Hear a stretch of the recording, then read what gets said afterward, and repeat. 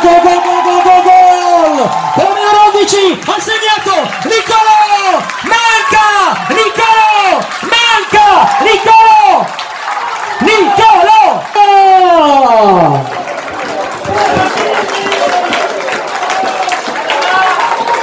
Una battuta, siamo leggermente spostati vicino al vertice sinistro dell'area di rigore della Lanusei, a circa 4-5 metri di distanza dall'area di rigore avversaria, leggermente spostati a sinistra.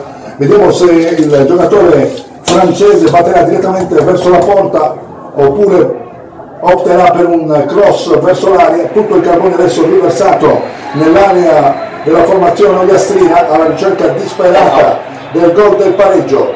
Pronto la battuta su Soumaré Moussa, siamo ormai a 1 minuto e 30 secondi dal termine della partita, tutto pronto, parte il francese, gran botta veloce! Gol!